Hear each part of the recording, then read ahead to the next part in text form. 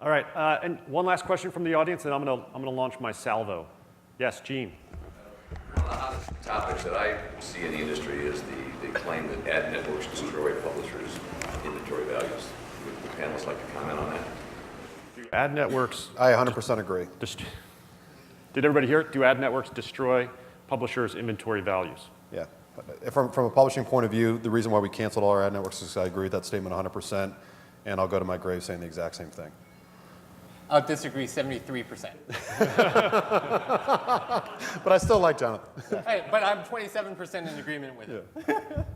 So from our perspective, we're believers in scarcity, and we want to retain ourselves as premium, and we've chosen not to work with any ad networks. I personally believe that they do serve a purpose in certain instances.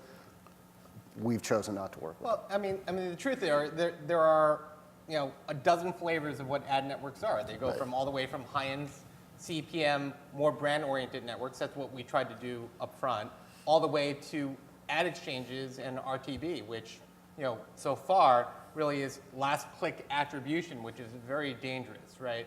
And so I agree that you have to be very nuanced. And the problem is, and the dirty secret in the entire industry, is that if you look at how fragmented everything is between publisher and audience, of all the different tricks out there, ad networks and exchanges are where a lot of people make a lot of money. And everything else is a money loser, right? I mean, optimization, data, this and that is really an adjunct. And that's why every company is actually trying to start an exchange or an ad network on top of it. And you just got to understand from a brand perspective that you have to do the work and understand there's an ad network that actually can help propel the brand.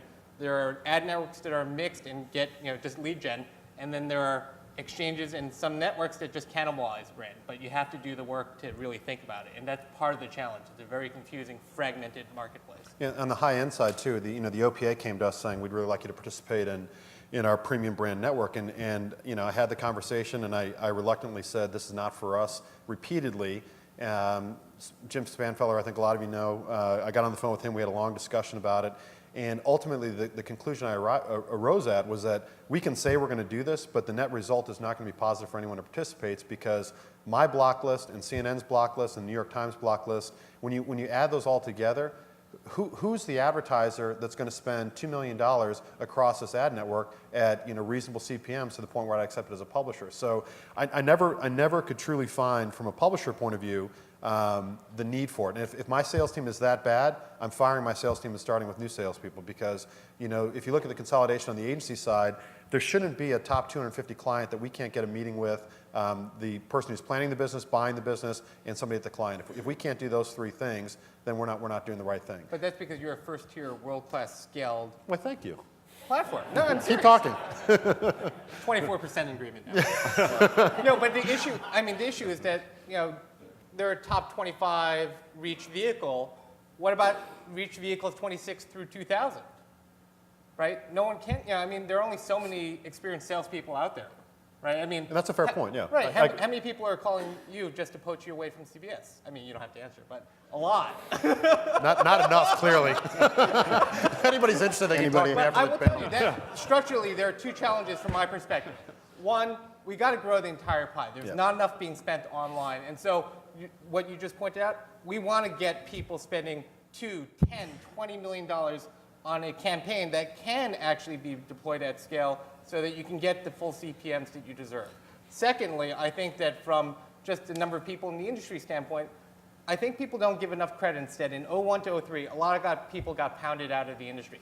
There just aren't enough of experienced executives and salespeople in our industry, and it's a little bit of a turf war, right, between people trying to hire out salespeople. And quite frankly, if you're not in the top 25 in terms of size and reach from a brand perspective on the publisher side, you're going to be lucky to get some middling salespeople. You're going to have to overpay for them.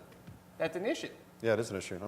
Our challenge is always to find the good salespeople, and because of our business, we have the good fortune of having 55 salespeople, numerous managers, vice presidents, product marketing. The conversation we were having about having all the support on the front end and the back end of the business.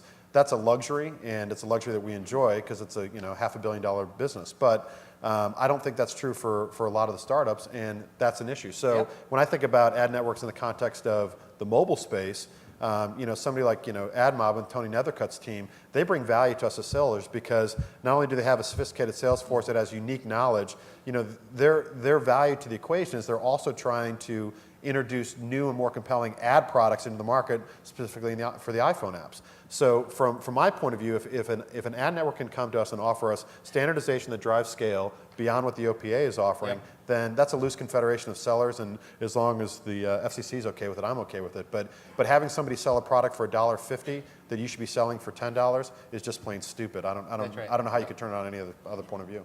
Well, we'll see if AdMob can sell those iPhone apps after. Well, those guys are bought done. by Google. They've already they've made their money. They're done now. Right.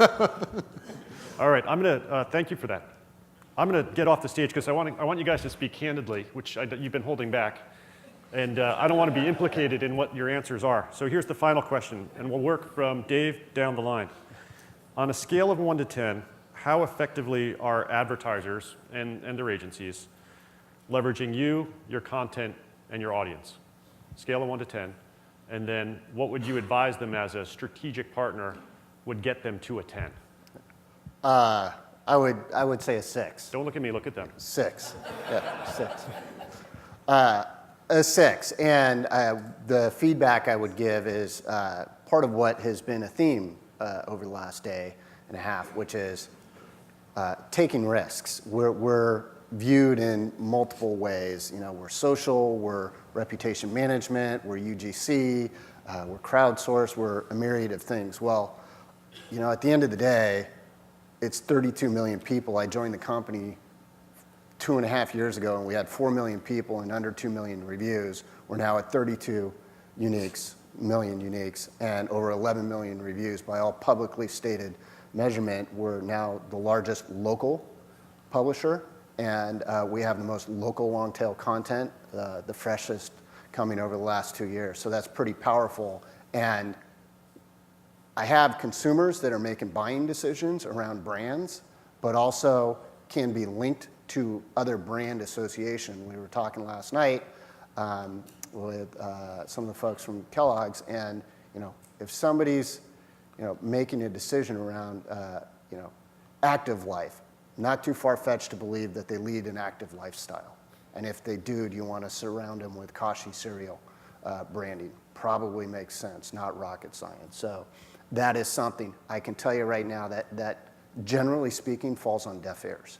And so what we're trying to do is move upstream a little bit, get farther up in the decisioning chain, and get more mind share with the folks as they're starting to build out some of the strategies and think about how they can leverage Yelp, how they can leverage our content in interesting ways, and just partnering better. And part of that's on me and my team, but also part of it is, I think, our agency partners and the client side, being a little bit more open-minded to what's out there today, how their customers are interacting with their brands online, and also being open to kind of at least learning and taking some risks and doing some testing. Good, thank you.